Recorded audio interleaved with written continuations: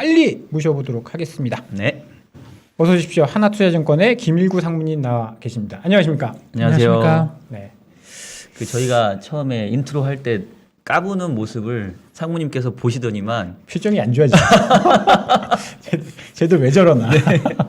죄송합니다. 저희 너무 까불었죠. 네. 아닙니다. 네. 좀- 방송에서는 다들 그럴 수밖에 없다는 거 이해합니다. 네. 워낙에 뭐 방송 전문가시고 그러니까 저희보다 훨씬 오래전부터 방송을 하셨잖아요. 뭐 사실 이제 워낙 유명하시고 네. 앞서도 소개했지만 이제 제가 진짜로 멘토라고 하는 분이 딱 두 분 정도인데 네, 세볼 거예요. 네, 아니, 이름 진짜요? 적어놓을 거야. 그 전에 이제 최석원 아, 센터장님 네. 하고 이제 우리 김일구 원래 센터장님이셨거든요 또. 왜냐하면 이제 두 분이 채권 애널리스트 1세대세요. 네. 저는 이제 약간 그 뒷세대여가지고 저 어렸을 때 이제 김일구 상무님 보고서 나오면 형광펜으로 이렇게 칠해가지고 막 공부하고 막 그랬던 기억이 납니다 진짜. 그럼 뭐 지금 우리 시청자 여러분들도 아마 형광펜 들고 대기하고 계실 그렇죠. 거예요. 예. 무슨 이야기 하실 건가. 네. 안 돼. 빨리 우리 너무 얘기가 많았다. 네. 상무님, 근데 어떻게 저희 방송은 왜 이제야 나오신 거예요? 제가 뭐 예. 일이 바쁘다 보니까 네. 외부 방송을 거의 못 하고 있습니다. 스텝스 맞죠? 예. 네, 하나투자증권에서 하고 있는 네. 유튜브. 거기 뭐 항상 가면 만날 수 있잖아요. 예, 매주 하나씩 네. 찍고 있습니다. 너무 힘드실 것 같아요. 그러니까 하나투자증권의 여러분 스텝스라는 또 유튜브 채널도 많이 구독해 주시고 네. 거기 가면 이제 우리 김일구 상무님 그 뷰를 들을 수도 있는데 이제 오늘을 계기로 아마 저희 인포맥스에도 자주 네. 나와 주시리라 믿고요. 대답을 안 하셔.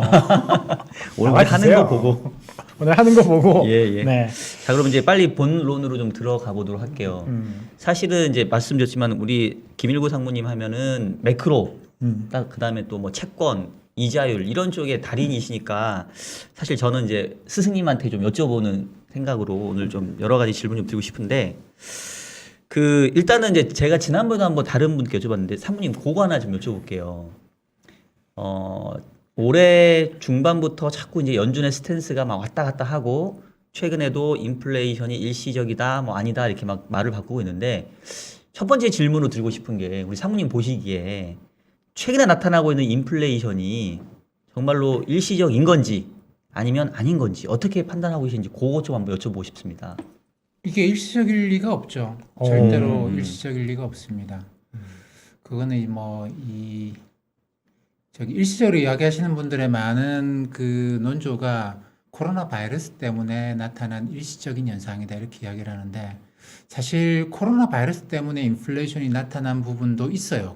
없다고 이야기하지 못합니다. 근데 이번 인플레이션의 가장 큰 특징은 처음에 특징이 뭐냐면 코로나 바이러스 때문에 시작한 건데 이게 일시적이라는 이야기는 그렇잖아요. 그래서 뭐 공장이 안 돌아간다든가 네. 뭐 그런 것 때문에 이제 뭐 공급망이 교란되고 뭐 물건을 제대로 실어 나르질 못하고 이런 이야기를 하거든요. 근데 이게 일시적인 것 같지는 않아요. 저는 이제 기본적으로 어떻게 보느냐 하면 코로나 바이러스 때문에 사람들의 소비가 굉장히 좀 이상해졌습니다. 코로나 바이러스가 경제에 나쁜 영향을 미쳤다고 이야기하는 분들도 많은데 저는 그렇게 생각은 안 해요. 사람들이 소비를 이것 때문에 줄이지는 않았어요. 네. 다만 소비가 이제 코로나 바이러스 이전에는 일정했겠죠. 뭐 사람들이 한 달 쓰고 두세 달 굶다가 또 한 달 쓰고 이러지는 않았을 거잖아요. 그러니까 네. 꾸준하게 소비를 하고 있었죠. 근데 코로나 바이러스 이후로 갑자기 사람들이 이제 소비가 굉장히 불규칙해졌어요. 한 달 막 쓰다가 우리 최근에도 봤지 않습니까? 가을에 사람들이 몰려 나와서 막 열심히 소비를 하다가 또 이제 뭐 코로나 바이러스 확산되면서 또 사람들이 집으로 들어가요. 그러면 소비가 확 죽어버리는. 이게 지금 지난 2년 동안 몇 번씩 이런 일이 발생했거든요. 그러다 보니까 무슨 일이 생겼냐면 소비가 일정할 거라 생각하고 유통업체들도 재고를 일정하게 가져가겠죠. 가령 뭐 1.2개월 정도를 가져가면 사람들이 온 것에 대해서 대비를 충분히 할 수 있어요. 근데 이제 사람들이 한꺼번에 와라락 몰려왔다가 물건이 없네요. 딴 데 가버리는 거죠. 그러다 보니까 뭐 온라인 쇼핑도 마찬가지고 전부 다 예전에는 재고를 가급적 낮췄습니다. 그리고 가능했던 게 이게 사람들이 일정하게 소비하니까 요 소비가 일정하니까 흙이 맞춰서 최적화를 시킬 수 있는 거죠. 재고도 가장 낮게 유지하고 그다음에 이제 뭐 물류나 모든 것들 다 그렇게 돌아갔는데 사람들이 한꺼번에 우르르 몰려들어서 쫙 쓸어버리니까 유통업체는 또 재고가 사라졌으니까 주문을 해야 되겠죠. 근데 전 세계적으로 한꺼번에 이런 일이 발생하는 똑같은 시기에 사람들이 우르르 몰려나서 싹 소비해버리고 물건 동나고 그러고 난 다음에 이제 또 한동안은 소비 안 하고 그러니까 공장도 마찬가지로 한꺼번에 갑자기 확 돌아가는 일이 생겼고 물건을 실어 나른다고 이제 컨테이너 화물선을 잡으려고 하는데 안 보이는 거죠. 컨테이너 화물선이 없어요. 뭐 이런 식으로 이제 굉장히 불규칙한 현상이 생기면서 물류 부담이 커졌죠. 그러니까 이번 물가 상승은 물류에서부터 시작을 합니다. 네. 여기서부터 이제 퍼져나가는데 지금은 이게 단순하게 유가나 이런 문제가 아니고 그거를 넘어서서 이제 물류 쪽으로 들어오면서 미국은 CPI에 물류가 많이 들어가요. 한국은 거의 없지만 그러다 보니까 이게 인플레이션이 시작된 거죠. 그렇기 때문에 이거는 소비 패턴 자체가 굉장히 좀 불규칙해진 것 때문에 발생한 것이라고 볼 수 있고 그 과정에서 경제 전반이 들썩들썩을 해버렸고요. 근데 사실 이거보다 훨씬 더 중요한 게 반도체가 코로나 바이러스 때문에 부족하겠습니까? 반도체 공장이 코로나 바이러스 돌아서 안 돌아 가동 중단한 공장이 있나요? 없죠. 근데 왜 반도체 부족이라는 문제가 생겼을까? 이건 기본적으로 미국과 중국 간의 경제 전쟁인 것이죠. 서로 간에 이제 공급망이 깨지고 있는 과정이에요. 깨지고 있어요. 옛날에는 한 공장에서 생산해서 다 뭐 미국이든 중국이든 뭐 다 전 세계 공장을 전 세계 소비자들을 상대할 수 있는데 이게 지금 깨지고 있는 과정입니다. 그러다 보니까 공급 쪽에서 원활하게 공급이 돌아가지 못하는 일이 코로나 바이러스 때문에 생긴 것도 있고 코로나 바이러스 아니고 그 이전부터 있었던 건데 그 지난 2년 동안에 그게 쫙 커져 올라가는데 갈등이 굉장히 심하게 고조되고 있는데 사람들은 이게 코로나 바이러스라고 생각한단 말이죠. 근데 이게 지나고 나서 보면 이게 나올 거예요. 이게 미국과 중국 사이에 이것 때문에 공급망 교란이 발생했구나. 그때서야 비로소 알게 되겠죠. 그리고 또 4차 산업혁명이라도 그런 것도 그래요.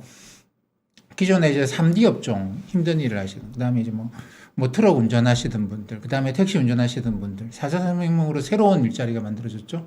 배달앱에 가서 내가 뭐 조금만 일해도 여기보다 훨씬 더 많은 벌이가 된단 말이죠. 그리고 4차 산업혁명 과정에서 코인, 집에서 코인 좀 해도 그 정도 번다 뭐 이런 걸로 해서 이쪽에서 인력이 대거 빠져버렸어요. 이게 그래서 이쪽에 인력 공백이 엄청나게 심하게 생겨 있는데 그나마 코로나 바이러스 때문에 이쪽 인력이 아직 안 채워져도 되는 상황이거든요. 근데 바이러스 확산이 지나고 나면 이쪽 인력을 채워야 된단 말이에요. 어떻게 하겠습니까? 임금 올려줘야 되죠. 그렇기 때문에 아직 우리는 임금 인상을 보지도 않았어요. 근데 진정한 인플레이션은 임금 인상부터 시작하는 거예요. 지금까지는 그냥 물류 정도였고 뭐 공급망에서 발생한 문제, 기업이 가격을 안 올린 경우가 굉장히 많아요. 굉장히 많은데 아주 초기 단계인데 미국이 다만 이게 물류 쪽이 CPI 비중이 높아가지고 미국이 물가 상승이 6.8까지 올라간 것에 불구하고 아직 우리 지금 전초전 단계 서막 정도로 봐야 된다라는 겁니다. 내년에 이게 이제 물가 상승의 핵심은 임금 상승이거든요.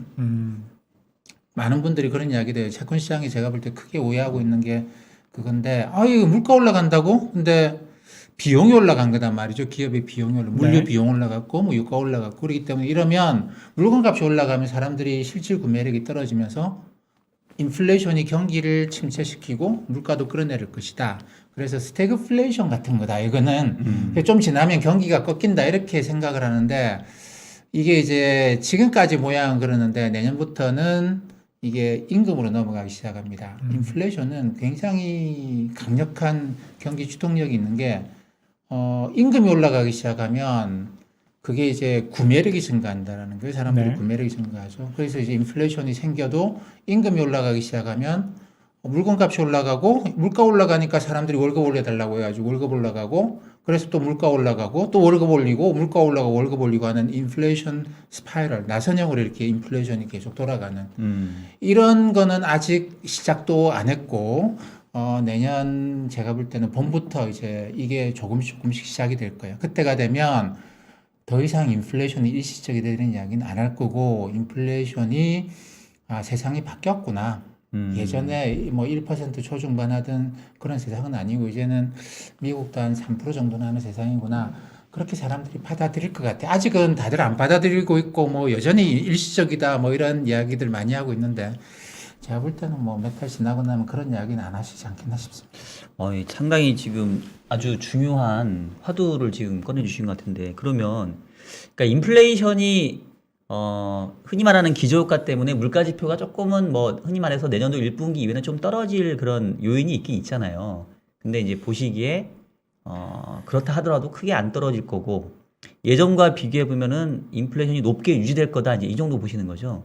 그러면 조금 좀 더 디테일하게 여쭤보고 싶은 거는 그 사실 이제 저도 시장에 들어오는 게 2000년 초반인데 이제 저만 하더라도 인플레이션을 본 적이 없잖아요. 사실 지금 뭐 제 또래 정도 저보다 훨씬 더 경험이 어린 또 친구들 내지는 후배들이 이제 시장에 거의 대부분 이제 메인을 하고 있는데 제가 봤을 때는 제대로 된 인플레이션 본 사람이 없거든요. 그러면은 상무님 보시기에는 앞으로 예상되는 인플레이션의 정도가 예를 들면 우리가 교과서에 봤던 뭐 1970년대 뭐 그 약간 뭐 오일 피크 때처럼 그런 정도의 인플레이션 보는 건지 아니면 그냥 흔히 말하는 좀 긍정적인 괜찮은 정도의 숫자가 나오는 인플레이션 보는 건지 어느 정도의 인플레이션을 저희가 생각을 해야 되는지.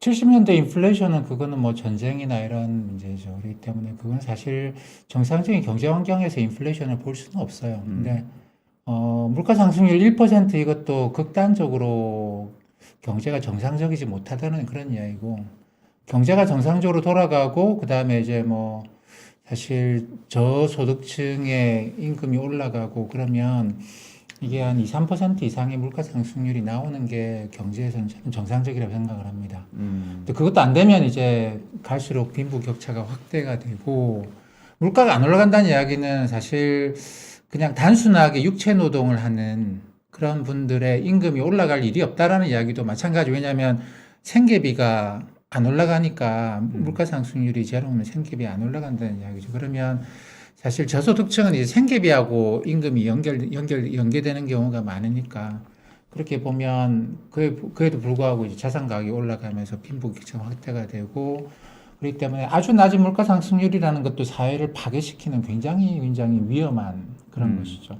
마찬가지로 이제 뭐 70년대식의 인플레이션도 그런 것이고 근데 뭐 아까도 중요한 포인트 말씀하셨는데 시장에 있는 분들이 80년대, 90년대 경제를 몰라요. 그래서 요즘도 뭐 공급망 이런 이야기를 하는데 그게 무슨 말이지 이렇게 생각을 하시는데 80년대, 90년대에는 경제 현상을 설명할 때 제일 많이 썼던 단위가 병목 현상이라는 겁니다. 병목 현상, 바틀렉. 그러니까 그게 지금 말하는 공급망과 똑같은 의미예요. 그게 뭐냐면 그런 거죠. 뭐 가령 대만의 반도체 공장에 지진이 나가지고 반도체 공장이 스톱했어요. 어떻게 합니까? 반도체가 생산이 안 되는데. 그러면 전 세계 공장들이 그 재고를 갖고 재고가 빨리 소진되면 안 되니까 생산을 슬로우 시킵니다. 생산을 조금씩 줄이는 거죠. 그러면 전 세계 경제가 이렇게 쭉 경기 확장 국면이에요. 경기가 이렇게 수축되는 국면으로 들어가요. 근데 반도체 공장이 언제까지나 공장 중단하는 건 아니거든요. 한 3개월 지나면 또 돌아갑니다. 그러면 또 다시 이렇게 올라가고. 이게 반도체 하나만 가지고도 전체 생산 라인이 공급망이 다 교란이 발생한 그런 일들이 비일비재했죠. 근데 2000년대 이후로 이게 뭐 중국이 워낙 커지기도 했고 그다음에 전 세계적으로 아웃소싱 이런 거 하니까 전 세계 공장이 한두 개가 아니에요. 전 세계 여러 개 공장들이 만들어진 거죠. 그러다 보니까 공급망이 교란을 일으킨 경우는 없습니다. 미국과 중국 사이도 너무 좋았죠. 뭐 이념 갈등, 대립 이런 것도 전혀 없었어요. 그런 와중에 뭐 중국이 아주 적극적으로 공장들을 만들어 왔고 이 때문에 2000년대 이후로는 한 번도 공급 쪽에서 문제가 발생한 것을 본 적이 없습니다. 그렇기 때문에 지금 핵심은 인플레이션을 본 적이 없다가 아니고 공급 쪽에서 문제가 발생하는 공급이 경제를 끌고 다니는 이런 경제를 본 적이 없다라는 거죠. 근데 저는 단언컨대 앞으로 경제는 이 공급이 끌고 가거든요. 근데 지난 20년 동안은 뭐 연준이 뭘 하고 뭐 금리를 낮추고 그래서 총 수요를 끌어올리고 이런 것만 늘 봐왔어요. 그래서 이코노미스트들 전부 다 그런 이야기를 하는데 세상은 이제 그런 세상이 아니고 가령 중국과 미국이 저러고 있습니다. 그러면 반도체 공장 어떻게 하겠습니까? 우리나라 기업들이 반도체 공장을 미국과 중국이 사이 좋으면 그냥 한국에 한국에만 있어도 돼요. 반도체 공장이. 여기서 만들어서 수출하면 되지 뭐. 근데 이렇게 되니까 미국의 공장을 안 만들 수가 없어요. 중국에 안 만들겠습니까? 중국에도 공장을 만들겠죠. 과잉 투자가 발생합니다. 산업에서. 이 과잉 투자라고 하는 거는 90년대 굉장히 일반적인 현상이었어요. 중복 과잉 투자. 80년대 그래서 그 3조 호황으로 벌었던 돈을 다 깎아먹었죠. 그래서 결국 90년대 말에 외환위기까지 갔었는데 그때 90년대가 이제 과잉 투자의 절정이었거든, 우리나라에서는. 근데 지금도 마찬가지로 미국과 중국의 저런 문제는 전 세계적으로 과잉 투자를 유발해요. 이게 수요가 있어서 투자를 하는 게 아니고 미국과 중국이 깨지기 때문에 뭐 일부 국가들은 한쪽에 완전히 줄을 섭니다. 그런 경우에는 과잉 투자할 필요는 없죠. 근데 그런 경우에도 미국이 그 기술이나 장비나 이게 해외로 나가는 걸 싫어해요. 그래서 굳이 들어오랍니다. 미국 땅으로. 그래서 이제 또 투자를 해야 되는 거죠. 근데 대부분의 나라들은 한쪽에 줄 설 게 아니기 때문에 미국에도 투자해야 되고 중국에도 투자해야 되고 양쪽으로 과잉 중복 투자를 하게 되는데 그게 앞으로 경제를 끌고 가는 가장 기본적인 동력이라고 생각을 하는 거죠. 이런 식의 공급이 끌고 가는 경제는 지난 20년 동안은 없었어요. 그런데 90년대까지만 하더라도 굉장히 일반적이었죠. 그래서 그게 기본적인 경제 모양이고 그 과정에서 이제 뭐 인플레이션 생기 물건값 올라가니까 사람들이 구매력이 떨어지면서 경기가 침체로 것이다라고 하는 그거는 2000년대 이후로 총수요만 가지고 왔다 갔다 할 때 그때 나타났던 현상인데 그걸 지금 적용할 수는 없죠. 그러면 뭐 이야기를 정리를 해 보면 이제 내년에 이제 인플레이션이 발생해서 구매력이 떨어지더라도 공급망을 확충을 해야 되니까 그런 설비 투자가 경기를 조금 살려줄 것이다. 이렇게 정리를 할 수 있는 건가요? 전 세계 경제는 투자가 끌고 네. 간다고 봐야 되겠죠. 인플레이션이 발생해서 우리가 지금 소위 걱정하는 게 인플레이션이 발생하면 수요가 줄어드는 거 아니냐 이 걱정만 하고 있거든요. 저소득층의 임금이 올라가면 돼요. 사실 뭐 물가 올라갔다고 고소득자들이 뭐 실질 구매력 떨어졌다 소비를 줄인다 이 말이 안 되는 이야기고 저소득층이 문제인데 그러니까 네. 최저임금을 받는 이분들이 문제예요. 당연히 임금 올라가야 되죠. 이미 미국에서는 내년에 이쪽에서 임금이 상당 4~5% 정도씩 올라갈 가능성이 상당히 높아지고 있고 전 세계적으로 아마 그렇게 될 것 같습니다. 왜냐하면 생계비가 올라갔기 때문에 어쩔 수가 없어요. 그래서 이 물가가 경제를 인플레이션이 경제를 끌고 내려가는 게 아니고 인플레이션이 스스로 이제 자생력을 얻어가는 그런 단계인 거죠. 지난 20년 동안은 뭐 이 단계에서 이제 물가 올라가면 꼭 그게 뭐 유가가 올라갔다거나 이런 식의 굉장히 불안 요인들이기 때문에 수요가 둔화가 되고 뭐 이렇게 해서 다시 인플레이션이 내려오고 그랬는데 지금은 전 세계가 전 세계 중앙은행들이 환영합니다. 인플레이션 이거거든요. 그동안 정말 기다렸습니다. 일본처럼 안 되기 위해서 물가가 이렇게 낮은 상승률을 계속 이어가면 안 된다라는 게 기본적인 생각이에요. 그렇기 때문에 인플레이션을 어떻게 유발했으면 좋겠는데 유발이 안 되는 거죠. 어떻게 해도 금리를 그렇게 낮춰보면 금리를 확 낮추면 인플레이션이 유발되지 않겠는가. 미국의 연준도 일본한테 맨날 그렇게 연수됐죠. 너희들이 돈을 제대로 안 풀어가지고 인플레이션이 안 생기는 거지. 돈을 제대로 풀면 괜찮아. 인플레이션 생길 거야. 걱정하지 마. 그래서 아베가 한 게 그거 아닙니까? 네. 안 생겨요. 네. 인플레이션은 그래서 저는 인플레이션은 화폐적 현상이 아니라고 생각합니다. 인플레이션은 실물적 현상이에요. 실물적 현상입니다. 화폐적 현상이 아니에요. 돈 푼다고 근데 그 돈이 다 이제 그 돈 많은 사람들한테 가가지고 자산 가격 끌어올리는데 이 사람들이 하루 3끼 먹다가 4끼 먹습니까? 그렇죠. 스마트폰 자기 이미 2대, 3대 갖고 있는데 그걸 10대씩 갖느냐고요. 소득이 증가했다고. 아니거든요. 우리가 이야기하는 인플레이션이 생기려고 그러면 돈이 이쪽으로 가야 돼요. 저소득층으로. 사회 평균 쪽으로 가줘야 되는데 저금리 정책이라고 하는 거는 돈이 이 돈 많은 사람들한테 쏠려서 자산 가격만 끌어올리는 그런 효과를 낳았다라는 거죠. 그렇기 때문에 화폐적 현상이 아니라고 생각하는 거예요. 이쪽이 경제가 개선돼야지만 인플레이션이 발생하는 건데 여기는 임금이 올라가야 돼요. 임금이 올라가면 스스로 돌아가는 그런 구조가 있죠. 그래서 경제가 정상적으로 돌아가려고 그러면 이쪽에서의 인플레이션, 돈이 여기서 임금이 올라가고 인플레이션이 발생하는 게 어느 정도는 필요하다라는 겁니다. 근데 그게 막 이제 시작됐거든요. 그게 시작되는 데는 코로나 바이러스도 굉장히 영향을 많이 미쳤고 그다음에 4차 산업혁명이라고 하는 게 이쪽에 어마어마한 영향을 미쳤어요. 이쪽에 일자리를 없애서 이 사람들이 더 이제 낮은 임금을 받고도 일해야 되는 그런 환경이 발생한 게 아니고 로봇가 들어와서 이 사람들 대체하고 이 사람들은 최저임금을 더 깎고 내려가고 로봇하고 경쟁하고 이런 세상이 온 게 아니고 저쪽에서 4차 산업혁명이 저쪽에 새로운 일자리를 마구 만들어 버렸어요. 마구 만들었죠. 그러면서 이제 이쪽에서 일자리 공백이 발생하는 구직난이 아니고 구인난이 발생할 이런 일이 발생을 했거든요. 이 때문에 전 세계 중앙은행들이 이걸 주목을 합니다. 아, 드디어 뭔가가 이게 불이 붙기 시작했다라는, 이 불씨를 꺼트리면 안 된다라는 식의 생각을 하는 거죠. 그래서 이제 금리 문제로까지 보면 금리를 확 끌어올려가지고 여기다가 지금 뭐 헬리콥터 전 세계 헬리콥터 다 띄워가지고 불을 확 끄자. 그런 게 아닌 거죠. 어이구, 고마운 저 불씨를 어떻게 계속 살려보나. 그런 단계라고 생각을 합니다. 오늘 사실 그 일부 주제가 아까 제가 말씀드렸던 게 이제 연준은 더 이상 인플레 파이터가 아니다라는 그 내용을 설명을 해주신 것 같아요. 근데 이제 조금 걱정되는 거는, 그러니까 전 세계 중앙은행들이 그동안 디플레이션에 하도 많이 괴롭힘을 당해서 사모님 말씀한 것처럼 야 이제 정말 인플레 불씨가 이제 막 살아나려나 보다. 아 요거 잘 키워봐야지. 이제 이렇게 조금 아직은 낙관적으로 바라보고 있는 것 같긴 한데, 이게 이제 그런 표현이 맞는지 모르겠는데 이제 사자 새끼가 처음에는 되게 예쁘다면서요. 그냥 고양이 비슷하고 막 귀엽고. 근데 이게 어느 날 이제 시간 지났는데 갑자기 막 갈기가 나오고 막 저도 그 이빨이. 생각했어요. 예. 네. 그래서 혹시나 불씨 지금 키우다 산불 나는 거 아니에요? 이게 이 연준이나 중앙은행들이 이거를 제대로 핸들링 못해서 오히려 이제 정말로 감당하지 못할 인플레이션이 올 가능성, 위험성은 없는가 해서. 아니, 연준 당국자들도 인플레이션을 본 적이 없을 거 아니에요. 봤죠. 그냥 아주 예전에. 봤죠. 예, 나이 많으신 분들이에요.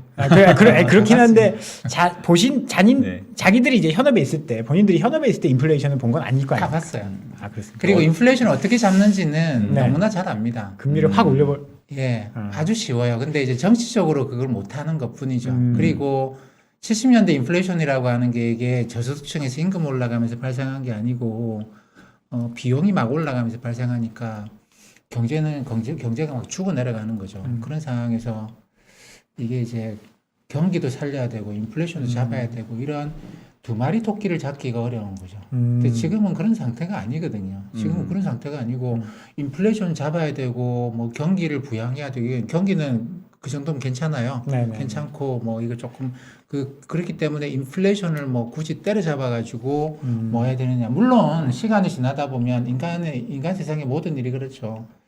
우리의 구세주라고 생각했던, 그래서 황제로 뽑아놨더니 황제가 되고 나더니 이제 독재자가 되고 이런 거 우리 역사 속에 많이 봤잖아요. 인간 세상에서 그건 어떻게 보면 너무나 당연한 거죠. 그래서 한번 그런 게 됐다고 해서 영원히 이제 문제가 없다, 그런 건 절대 없습니다. 인플레이션이 있으면 그 다음에 또 문제가 생기는 건데 지금은 인플레이션으로 차라리 문제가 생기는 게 낫겠다라는 겁니다. 인플레이션으로 문제가 생기면 사회의 양극단 쪼개짐 현상은 심하지는 않아요. 왜냐하면 인플레이션 때문에 금리가 막 올라가고 그러면 이 자산을 가진 사람들이 자산 소득이 증가하지 못한단 말이죠. 근데 인플레이션 때문에 생계비가 올라가니까 이게 전반적으로 고임금과 저임금 사이의 격차가 줄어듭니다. 줄어들게 돼 있어요. 그러니까 뭐 인플레이션 환경에서 물가가 금리가 높은데 돈 많이 버는 쪽에서 그렇게 엄청나게 벌지를 못하기 때문에 고임금 소득자들이 이렇게 임금이 많이 올라가지 못하고, 저임금 쪽에서는 생계비 올라가고 그래서 이 사회 양극화 현상이 상당히 좀 완화가 되는 거죠. 그래서 미국의 경우에도 사회 양극화가 심해진 정도를 보게 되면 80년대 이후 인플레이션 잡으면서부터 그런 일이 생기거든요. 인플레이션 잡고 자산 가격, 그러니까 저금리가 되면서부터 그런 일이 생겨서, 그래서 이 저금리라고 하는 게 굉장히 심각한 문제를 안고 있다. 사회를 쪼갠다. 이런 거를 걱정을 하는 거죠. 그게 여러 사람들이 그런 이야기들을 많이 해왔고, 그래서 중앙은행이 그런 식으로까지 대화는 안 하는데, 자기들도 그런 걸 하는 거죠. 차라리 인플레이션이 낫겠다.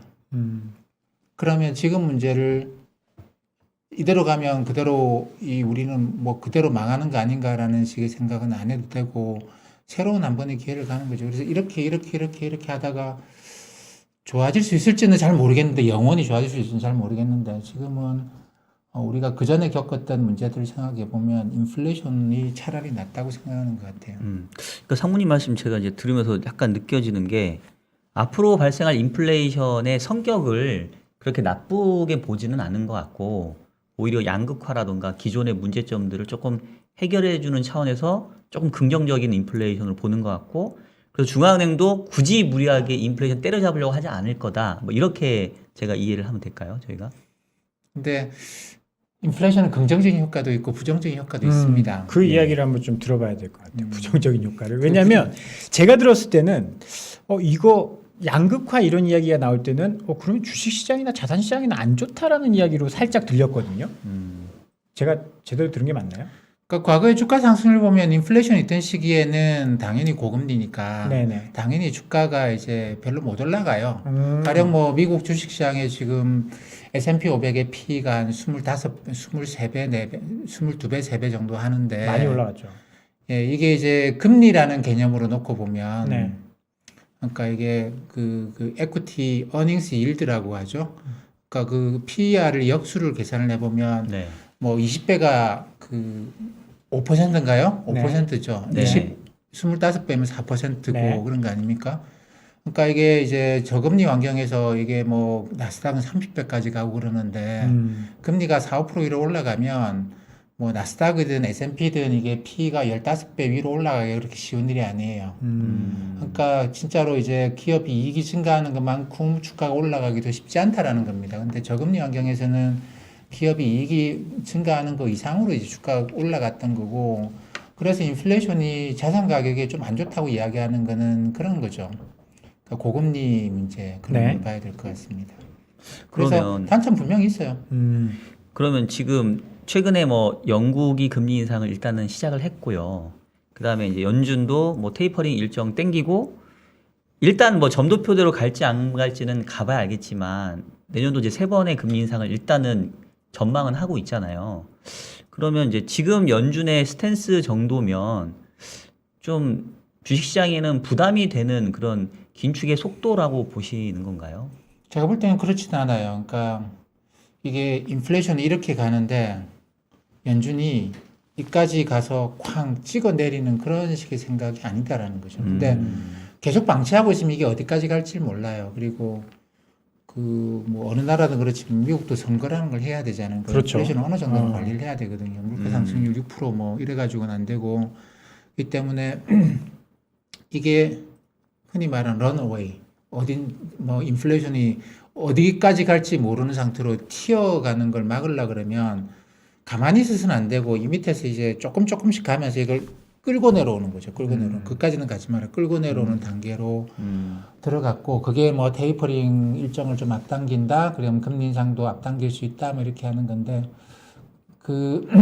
이게 이제 위에서 짓누르는 거냐, 밑에서 끌어당기는가, 이 구분은 뭐 금리 인상 시기가 내년 뭐 6월 달이다, 3월 달이다 이런 문제가 아니고, 금리 인상을 얼마나 이제 가혹하게 빠른 속도로 하느냐예요. 그러니까 강도죠. 1년에 몇 번 인상하느냐. 이것이 이제 뭐 진짜 인플레이션을 때려잡겠다 생각하면 1년에 한 2% 올리면 됩니다. 연준이 1년에 8번 FOMC 하는데 8번 다 올리면 돼요. 그러면 누르는 건 나중에 2005년도에 그랬나요? 2004년도? 5년도? 그때도 그랬죠. 그때도 네. 워낙 낮은 금리에서 올리다 보니까. 네. 근데 옛날에 인플레이션 잡을 때는 뭐 일단 시작은 75%로 하겠습니다. 그래서 아이고. 딱 75% 올려놓고 한두 번 올리다가 안 되겠네. 1%포인트 올려버리고 이런 행동도 연준이 80년대, 90년대 했죠. 예전에 예, 그러니까 이거는 진짜 때려잡겠다라는. 근데 지금은 연준 입장은 그런 것 같아요. 얘가 아직까지 얘를 가만히 냅두면 괴물이 될 것만은 확실해요. ECB는 아주 오랫동안 홈페이지에다가 인플레이션 이야기를 하면서 홈페이지 안쪽 면에다가 인플레이션에 대한 뭐 그 학습 자료 이런 거 보면 그 괴물 한 마리를 그려놓고 그걸 이제 ECB가 이렇게 목줄 해가지고 딱 묶어놓고 있는 그런 걸 이야기합니다. 그러면서 늘 했던 이야기가 이거 그 풀어놓으면 큰일 난다. 절대 풀면 안 된다. 그러다가 지금 세상이 이렇게 된 거죠. 걔 인플레이션이라는 것도 지가 하는 역할이 있어요. 인간 세상에서. 네. 걔 때려잡아가지고 없앤다고 해가지고 인간 세상이 잘 돌아가는 건 아니거든요. 근데 너무 때려잡은 거죠. 근데 지금은 연준은 아직까지 그 생각이에요. 우리 얘 관리할 수 있다. 심지어 얘가 산으로 도망갔다고 하더라도 우리 얘 다시 잡아올 수 있다라는 식의 생각을 해요. 자신감이 넘치네요. 오만방자함일 수도 있겠죠. 이게 나중에 한 5년 지나고 나서 보니까 연준이 그때 판단 잘못했다 이럴 수도 있는데 일단 어떻게 하겠어요. 얘도 지금 인간 세상, 인간 경제 돌아가는데 얘도 필요한 건데 중앙은행들이 얘를 때려잡아가지고 저 지하에다가 그 봉인 꽝꽝꽝 해가지고 지하 200m에다가 집어넣는 거거든요. 그걸 다시 이제 끌어내고 있는 중이겠죠. 근데 사모님 저는 조금 걱정되는 게 일단은 앞서서 처음에 화두로 건네주신 게 지금 인플레이션 일시적이지 않다. 아직 임금 인상은 시작도 안 했다. 그러면 뭐 레벨 자체는 올해가 워낙 높았으니까 숫자는 뭐 올해보다 내년 좀 떨어질 수 있겠지만 이제 그런 숫자의 의미가 아니라 실질적으로 이제 인플레이션이 구조적으로 발생하는 그런 어떻게 보면은 시기에 와 있는 것 같은데 미국 채권 시장을 보면은 너무 헷갈리는 게 미국채 10년짜리 금리도 1.4% 정도로 너무 낮고 뭐 그거는 일시적으로 경기에 대한 우려를 반영한다 손 치더라도 미국채 2년짜리 금리도 최근에 보면은 0.7 정도 올라갔다 다시 0.6대잖아요. 그러면 사실은 연준의 그 점도표라고 한다면은 내년도 3번 인상이면 기준금리가 1%, 0.75에서 1%가 있다는 얘기인데 그러면은 이제 저희 또 채권을 오래 했으니까 장기 채권은 반영을 안 하더라도 2년짜리 채권은 이 통화정책 변화에 민감하니까 적어도 그거를 조금 신뢰한다면 적어도 1%에 가깝게 금리가 올라 있을 것 같은데 최근에 그냥 이렇게 뭉개고 있거든요. 그래서 채권 시장이 연준을 안 믿는 건지 아니면은 뭐 인플레에 대해서 여전히 확신이 없는 건지 또는 반대로 채권 시장이 너무 지금 낙관적이어서 나중에 한번 크게 얻어맞을 일이 지금 남아 있는 건지 혹시 어떻게 생각하세요? 채권 시장이 연준 점도표에 그렇게 써놨다고 해가지고 그거 반영하고 그러면 그게 시장 아니죠. 접어야죠, 그거. 근데 저희가 통념적으로 알고 있는 건 단기물은 기준금리에 따라서 움직인다. 거기도 사람이 있어요. 사람이 생각을 하는 건데 연준이 그대로 할 거냐. 거기에 대해서는 여러 가지로 또 생각을 하는 거죠. 그리고 또 수급이라는 것도 있어요. 수급이라는 게 있기 때문에 만약에 이제 시장이 연준에 그런 가지고 금리 정하는 게 연준에 이야기하는 것 같고 산수적으로 나오는 거라고 한다면 뭐 채권 시장 접어야죠. 뭐. 컴퓨터 한 대 갖다 놓으면 돼요. 네. 아니 그럼 저도 질문을 조금 바꿔서 그러면 어쨌든 지금 상무님이 말씀하신 인플레이션의 전망에 비춰보면 현재 금리는 반영을 충분히 못하고 있다고 볼 수 있는 거 아닌가요? 그건 학계에서도 굉장히 오래된 논란의 주제인데 채권 시장이 얼마나 그러니까 시장이라고 하는 게 얼마나 미래를 반영을 할 수 있느냐라는 거예요. 그러니까 흔히 이제 학계에서는 이거를 가령 뭐 그 외환 시장에서는 그 포워드 환율이 있습니다. 포워드 환율이 있는데 1년짜리 선물 환율 이런 게 1년 후에 실제 그때 1년 후에 환율을 1년짜리 포워드 지금 이제 1년 계약을 하는 그 포워드 환율이 선물 환율이 그걸 반영을 하는 게 얼마나 반영을 할 수 있느냐. 이게 불편 추정치가 되느냐 이런 걸로 통계적인 추정을 많이 해보는데 논문이 엄청 많아요. 논문이 엄청 많은데 전부 다 실패합니다. 시장의 가격이 실제 미래를 예상하지 못하더라는 거예요. 못합니다. 특히 채권 시장의 경우에 이제 채권 시장이 인플레이션을 미리 반영을 금리가 하느냐에 대해서는 학계의 대부분의 의견이 못하더라는 겁니다. 물론 일부 학자들은 시장은 효율적이다. 효율적이기 때문에 근데 시장 효율적이라고 해서 이게 시장이 미래를 예측할 수 있다라는 것은 아니에요. 근데 이제 시장이 하는 건 뭐냐면 그 여러 학자들이 주장하는 게 시장은 과거에 집착한다라는 겁니다. 물가가 그동안 내려왔는데 올라간다고? 에이 내려갈 거야. 과거 5년이나 10년치에 집착을 하기 때문에 지금도 어떻게 보면 채권 시장은 에이 과거 20년 동안 물가가 내려왔는데 올라간다고? 에이 말이 안 돼. 그러니까 그렇게 너무, 예. 갑니다. 그게 시장이죠. 그래서 어떤 분은 그런 이야기를 하는데 금융시장이라는 게 주식도 그렇고 채권도 그렇고 운전을 하는데 룸미러를 보고 앞은 깜깜해요. 앞은 깜깜하고 룸미러. 왜냐하면 우리는 앞날을 모르잖아요. 내일을 모르고. 근데 지금 이제 뭐 1년 후에 기업이 돈을 얼마 벌 것이다. 연준이 어떻게 할 것이다를 놓고 운전을 하고 있는데 실제 우리가 보고 있는 거는 뒤에 것만 보고 있는 거죠. 그렇기 때문에 어떻게 보면 뒤의 현상을 반영합니다. 근데 그러면 낭떠러지도 떨어지지 않겠는가. 사람들이 시장이라는 그런 거죠. 가다가 뒤에를 보고 있어요. 우리는 뒤에를 보고 있는데, 길이 좀 이상해지고 있어요. 길이 좀 이거 길이 좀 이상해지네?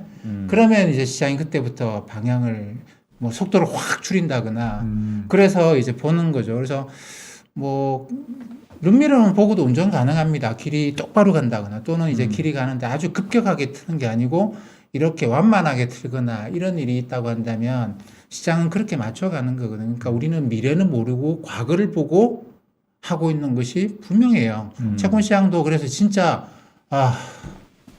이거 인플레이션 몇 년 가겠네라고들 생각하게 되면 그러면 그때 가서 갑자기 확 바꿔버리는 거죠.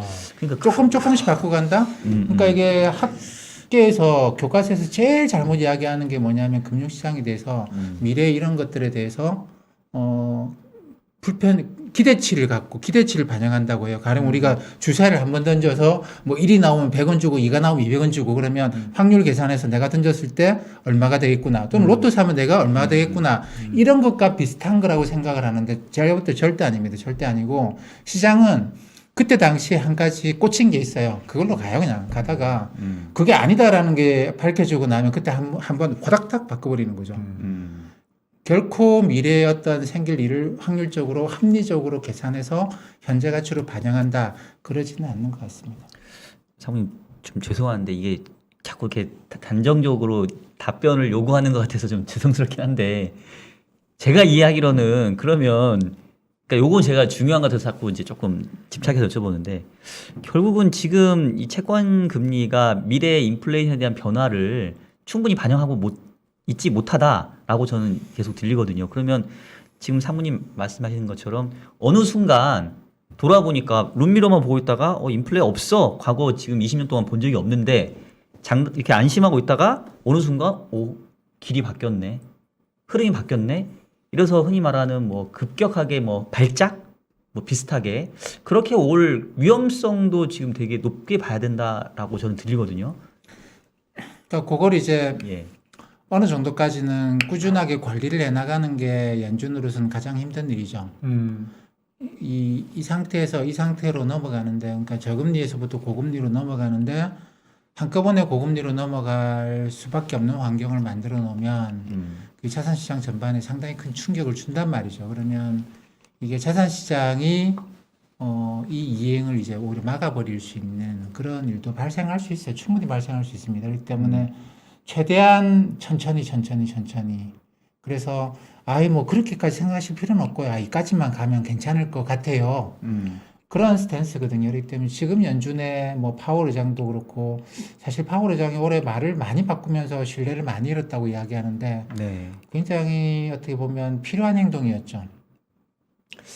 어떤 의미일까요? 그 시장이 이제 연준에 대해서 너무 믿지 않게 하는. 그것도 전략인가요? 굉장히 중요한 부분이에요. 어. 연준은 커뮤니케이션에 대해서 굉장히 많이 생각하는 거고, 네. 그러니까 시장이 자기네들 얼마나 믿느냐라는 게, 그게 정책의 효율성. 그러니까 자기가 뭔가 분명히 이야기할 게 있으면 그게 굉장히 도움이 됩니다. 자기를 네네. 믿어주는 게. 근데 자기가 분명히 이야기할 게 없어요. 그까지, 이거 다음에 봅시다, 다음에.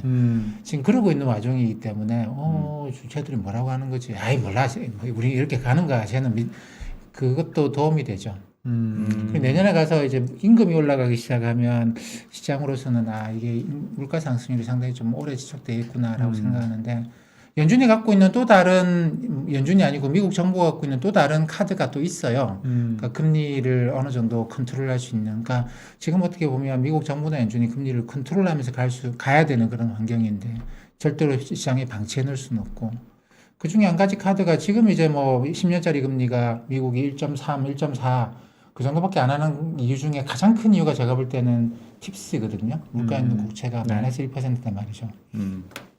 이게 마이너스 1%면 거기다가 인플레이션이 뭐 기대가 한 3% 된다고 해도 두 개 합치면 10년짜리 금리가 2%거든요. 근데 지금 뭐 인플레이션 기대가 3%는 아니고 이게 2.6 정도라 보면 이게 마이너스 1 두 개 다 하면 10년짜리 금리는 어차피 이 사이에서 움직이게 돼 있으니까 그래서 1.6 이게 정당화되는 거죠. 근데 이 팁스 금리는 제가 볼 때는 사람들이 그러니까 놀라운 현상이 그건데 사람들이 인플레이션에 대해서 굉장히 두려워하고 있는 거는 맞는 것 같아요. 그러다 보니까 근데 이 인플레이션에 두려워하면 젊은 사람들이 만약에 돈을 많이 갖고 있으면 이걸 인플레이션 온다더라 한번 질러보자라고 투자를 할 거거든요. 네. 공장을 짓고 뭐 그러겠죠. 근데 나이 든 사람들이 자산 가격 상승으로 돈을 꽤 벌었어요. 은퇴할 사람들이. 네. 미국은 은퇴 자금이 주식으로 많이 들어가 있고 이게 이제 최근에 주가 상승을 해가지고 사람들이 은퇴를 앞당긴 사람들이 굉장히 많습니다. 노동력 조사를 내보면 실제로 나는 이제 더 이상 일할 생각이 없어요라는 분들이 많이 나와요. 취업자, 실업자에서 빠지는 사람들이 경제활동 인구에서 빠지는 사람들이 많은데 나이 많은 사람들이 꽤 많습니다. 뭘 이야기하느냐? 나 자산에 충분히 돈 벌어서 이제 은퇴합니다라고 나가버리는 거죠. 근데 이 사람들이 투자를 할 건 아니거든요. 인플레이션 온다고 공장 지을 건 아니죠. 채권을 사요. 근데 이제 인플레이션 올 것 같으니까 마이너스 1%짜리 채권을 삽니다. 이 정도는 내가 손실 보고 앞으로 발생할 인플레이션을 대비를 하겠다. 이 정도는 충분히 이 돈이면 실질 구매력이 유지가 되니까 됐다라고 해서 그쪽으로 돈들이 많이 들어가요. 이게 이번에 8월달 미국의 잭슨홀 미팅에서도 굉장히 중요한 이슈였는데 그러니까 미국이 장기금리 속도를 컨트롤하려고 그러면 10년짜리 국채를 직접 컨트롤하는 게 아니고 인플레이션 기대 심리를 컨트롤하고 그 다음에 이 10년짜리 그 팁스 금리를 컨트롤하면 돼요. 이 팁스는 근데 재무부가 국채 발행할 때 팁스 발행을 좀 늘려버리거나 줄이거나 하면서 충분히 컨트롤할 수 있습니다. 이 때문에 미 연준이나 미 정부는 이 디플레이션 스테이트에서 이 상태에서 인플레이션 스테이트로 이동해 나가는 전 과정을 꽉 잡고 이행할 준비가 되어 있다라는 거죠. 그러니까 시장이 발작을 일으키는 거를 그거는 어쨌든 좋지 않아요. 뭐 한 3, 4년 지나고 나면 그 상태가 돼 있을 건데 그게 이제 지금 1년 만에 가는 걸 원치는 않겠죠. 그렇기 때문에 꽉 붙잡고 이걸 이제 끌고 가고 있는 그런 중이라고 보시면 될 것 같습니다. 오늘 제가 너무 개인적인 욕심을 채우는 사심 방송인 것 같아서 너무 죄송스럽긴 한데 나중에 사석에서 아니 물어보세요. 이거 왜냐면 제가 시간이 또 없어, 시간이. 아니 잠깐만 이거 하나만 마지막으로 여쭤볼게요.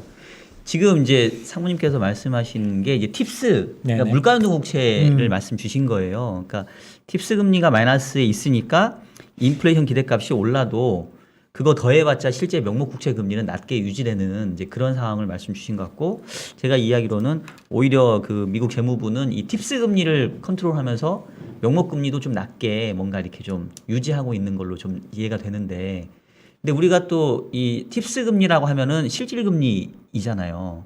그러니까 그 얘기는 인플레이션은 빼고 실질적으로 인플레이션을 제외한 성장 부분과 연결이 될 텐데 올해 미국 경제가 못해도 한 6%대 성장 나오고 내년도에도 일단 전망 자체는 한 4% 정도잖아요. 그러면 제가 알기로는 미국 잠재 성장률이 2% 내외니까 지금 2년 연속으로 흔히 말하는 GDP 갭이 플러스 잠재 성장률을 훨씬 웃도는 그런 성장을 하고 있는데 그런 상태에서 과연 실질 금리가 마이너스에서 계속 통제가 될 것인가? 그러니까 저는 뭐 인플레이션이 적당히 오는 거는 좋긴 하는데 그거에 따라서 반드시 또 실질 금리 상승을 수반할 수밖에 없지 않을까라는 그런 자꾸 우려가 들거든요. 그거 속도를 조절할 수 있는 거죠. 뭐 실질 그 마이너스 1%짜리 채권을 사는 사람들은 은퇴하시는 분들이 사는 거고 그분들이 돈 많이 벌었기 때문에 수요는 꽤 많아요. 그러니까 그거를 걱정해 줄 필요는 없고 이게 이제 뭐 금리가 올라갈 때 이걸 속도를 잘 조절해서 운전을 잘해야 되겠죠. 잘해서 성공적으로 안정적인 인플레이션 환경으로 끌고 가면 경제가 한 10년 호황을 만들 수 있겠죠. 그리고 지금 미국은 당면 과제가 이제 중국과의 경제 전쟁에서 승리하는 건데 그러려 그러면 미국에 공장도 많이 지어야 돼요. 공장 지으려 그러면 인플레이션 기대라는 게 있어야 되겠죠. 아까 말씀드린 것처럼 삼성이 미국에 투자하겠다고 했습니다. 근데 빨리 할지 안 그러면 대통령이 끝날 때까지 뭉갤지는 근데 이제 인플레이션 기대가 딱 잡히면 사람들 사이에서 투자를 빨리 하겠죠. 그리고 투자를 머뭇거리고 있던 애들도 미국에 투자를 하게 될 거라고. 그러면 이제 미국 경제는 그런 안정적인 인플레이션 환경에서 사람들의 기대가 안정적으로 유지가 된다고 한다면 뭐 10년 호황을 충분히 만들 수가 있어요. 그러니까 지금의 관건은 그거고 그 과정에서 미 연준이나 미국 재무부가 쓸 수 있는 카드는 굉장히 많기 때문에 지금 인플레이션을 지금 이제 그 불씨를 때려잡으려고 바로 꺼버린다거나 그 괴물이 움직이지 못하도록 가둔다거나 그런 행동을 하지는 않는다는 겁니다. 오늘 뭐 일단 질문할 게 아주 한참 남았는데 죄송합니다. 시간이 없어서 좋은 질문 빨리 하시죠. 이제 상무님 좀 보내드려야 되는 지금? 시간이 아니요, 좀 더 해도 돼요. 아 그래요? 네, 좀 더 한 하세요. 5분 더 할까요? 예, 아니, 더 하셔도 조금만 됩니다. 형님 조금만 더 하도록 하겠습니다. 네네. 지금 미국은 금리를 올린다라고 하고 있는데 중국은 금리를 내렸거든요. 이러한 이 약간 이제 반대되는 현상들 이게 또 어떤 영향을 미칠지 이게 보통은 이제 다 같은 방향으로 움직이는 게 맞는 건데 중국은 또 엇박자를 내고 있거든요. 여기에 대해서는 또 어떻게 보고 계십니까? 그러니까 중국은 금리가 중요한 나라가 아니에요. 음. 금리라고 하는 건 시장 가격이고 자본주의는 가격을 갖고 자원 배분을 한다고 하죠. 네네. 시장에서 자원 배분을 합니다. 가격이 움직여서 그 돈에서는 금리가 가격이고 근데 중국은 스스로 중국 특색의 사회주의라고 주장해요. 자본주의 아닙니다. 그 사회주의 국가에서는 기본적으로 가격으로 조정하지 않아요. 예. 양을 컨트롤하는 거죠. 그러니까 지금 중국은 하고 있는 게 뭐냐면 산업의 구조조정을 굉장히 강하게 하고 있습니다. 자본주의 사회에서는 금리를 올려놓으면 금리 인상에 높은 금리에 버티지 못하는 애들이 무너지겠죠. 근데 지금 중국은 그걸 하는 게 아니고 딱 찍어서 너 이제 그만. 가령 이제 부동산 개발하고 이런 게 대표적인데 너 그만. 이런 식으로 우리 경제 너는 이제 이만큼 필요 없는 것 같아. 그만하자. 파산. 뭐 이런 과정을 거치고 있는 게 중국이 2016년부터 하고 있는 거죠. 산업 구조조정하고 있기 때문에 그 과정에서 이제 중국이 의도했던 것보다 좀 경기가 위축 속도가 상당히 빨라지고 있죠. 그러다 보니까 이제 이자 부담을 좀 줄여주는 그런 게 필요하고, 그 다음에 달러와 환율 이런 문제가 있어서 달러화에 대한 지급 준비율 뭐 이런 것 좀 조정하고 있고 그러는 거고, 우리 방식, 미국의 방식이나 한국의 방식과 같은 금리 조절은 아닙니다. 근데 거기도 똑같이 긴축을 하고 있는 거는 분명해요. 근데 중국이 긴축을 한 거는 좀 오래됐어요. 산업 구조조정의 형태로 긴축을 한 거는 벌써 한 6년쯤 됐습니다. 그래서 지금 요 정도 뭐 금리 낮추는 거 가지고는 이제 뭐 긴축이라고 할 수 없는 기존에 하던 거의 좀 일환이다. 그렇게 좀 볼 수 있다라는 말씀을 하신 거죠. 예, 그러면 제가 마지막 질문을 네네네. 드릴까요? 예. 아, 이 시간이 너무 부족하다. 저 질문 한 것도 없는데. 다음에 또 나오시면 예, 되죠. 다음에. 사모님 그러면 네. 어쨌든 이제 또 연말이고 하니까. 근데 지금 결국은 이제 내년도에 뭐 주요 이슈들 하면은 사실 좀 뻔한 것 같아요. 뭐 오미크론 뭐 어떻게 될 거냐, 또 뭐 긴축에 대한 우려 이제 이런 것들인 것 같은데, 이제 사모님 보시기에 혹시 지금 이제 저희들끼리 알고 있는 회자되는 거 말고 내년도에 자산 시장에 혹시 뭐 위협이 될 만한 제3의 변수가 있는지 하고, 전체적으로 내년도의 시장 전망하고 또 뭐 자산 배분 전략 이렇게 한번 좀 같이 한번 말씀해 주시면 좋은 마무리가 될 것 같습니다. 그 우리가 늘 생각해야 될 거는 지금은 가령 한 10년 후에 지금 세상을 보면 뭐 코로나 바이러스 이야기도 있겠지만 지금 시기를 움직였던 가장 중요한 거는 미국과 중국 사이의 경제 갈등인 것 같아요. 이미 저는 그게 세 번째 국면에 들어왔다고 생각하고 2015년부터 시작됐고, 그 미국과 중국 사이의 경제 갈등이 심해질 때마다 한국 주식시장과 미국 주식시장의 디커플링도 생겼고, 그게 2015년, 2018년 그때는 뭐 환율, 관세 이런 걸로 했죠. 근데 지금 이제 공급만 가지고 하고 있는 중이고, 그래서 미국과 한국의 주식시장 사이의 디커플링은 이미 시작했고 굉장히 장기화되지 않겠는가 생각합니다. 이번에 공급망 전쟁은 상당히 좀 장기화될 거라고 봐요. 이게 환율 관세처럼 그냥 대통령 국가 주석이 만나서 뭐 이렇게 대충 이제 이야기한다고 끝날 수 있는 그런 성격이 아니에요. 그러다 보니까 한국 시장은 미국과 디커플링 됐다라는 걸 전제로 하고 거기서 이제 스스로 잘 길을 찾아야 되는, 올해는 우리나라 주식시장도 그렇고 채권시장도 사실상 상당히 좀 금리 레벨이 나는 거 보면 디커플링 됐죠. 왜냐하면 통화정책 자체가 디커플링 돼버린 상황이기 때문에. 그래서 미국 시장 너무 미국 시장 어떻고 이런 이야기 하는 거는 이제 좀 줄여야 될 때가 되지 않았나. 그러니까 애널리스트도 새로운 방식으로 분석을 해야 돼요. 맨날 똑같은 방식으로 분석할 수는 없고, 이제 새로운 환경에서 공급 중심으로, 공급 사이드의 공급이 움직이는 경제, 이런 것에 대한, 그리고 이제 인플레이션에서의 금리, 이런 거. 그 다음에 미국과 통화 정책 자체가 이제 디커플링 된 상황에서 언제까지나 연준 이야기만 할 수는 없고 우리는 그럼 이제 금리가 통화 정책이 어떻게 움직이는가 이런 식의 좀 새로운 패러다임이 들어와야 될 때인 것 같아요. 그러면 아까 자산 배분 전략 내년도에 투자 전략 관련해서 조금 조언을 해주신다면. 사실 뭐 지금은 뭐 저기 디플레이션에서부터 인플레이션으로 이게 바뀌어 나가는 단계이기 때문에 그 과정에서 이제 뭐 여러 가지 것들이 있어 왔죠. 근데 전반적으로 금리가 레벨업을 해 나가는 과정인 것만은 분명하다고 저는 생각을 해요. 그 속도가 빠르지 않게 관리는 열심히 하고 있습니다만 레벨업 하는 과정이기 때문에 그런 과정이라고 한다면 인플레이션이 있다, 금리가 레벨업을 한다 그러면 뭐 아무래도 자산 시장에는 좀 불리하죠. 자산 시장에는 기대치를 현저하게 낮출 필요가 있습니다. 그 채권 시장이든 주식 시장이든 부동산 시장이든 기대치를 많이 낮춰야 될 것 같고 오히려 이제 뭐 커머더티는 지난 한 10년 동안 가격이 내려갔고 뭐 불과 한 작년 가을 정도부터 뭐 꽤 올라갔다 하지만 뭐 한 20-30% 올라간 정도인데 인플레이션 기대가 잡힘에 따라서 기업들도 그렇고 재고를 좀 많이 확보하려고 해요, 다들. 그리고 이번에 공급망 교란이 워낙 심하게 발생했기 때문에 재고 없으면 망한다는 생각들도 다들 하고 그러다 보니까 전반적으로 이제 재고를 많이 확충하는 단계인 것 같아요. 그래서 이럴 때는 커머더티, 흔히 말하는 원자재 중심으로 포트폴리오를 좀 늘려보는 게 좋지 않겠는가 생각합니다.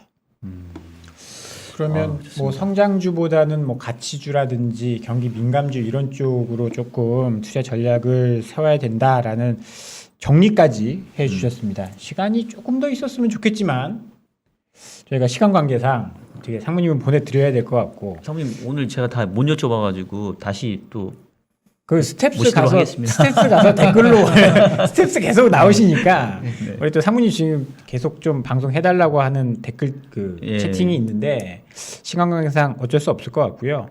상무님 보려면 저희 스텝스 유튜브로 가면 항상 볼 수 있죠. 네, 그렇습니다. 네. 제가 이런 이야기 맨날 합니다. 오늘 한 이야기도 스텝스에서 네. 거의 다 한 이야기들이에요. 네. 이렇게 근데 또 이제 스트레스에서 하신 얘기 또 여기서 와서 해주시면 또 더 많은 우리 또 구독자들이 볼 수 있으니까 상무님 많이 여쭤볼 수 있는 시간 좀 주셨으면 좋겠습니다. 다음에도 꼭 나와주시길 바라면서 이만 네. 상무님과는 인사 나누도록 하겠습니다. 오늘 도움 말씀 감사합니다. 감사합니다. 고맙습니다.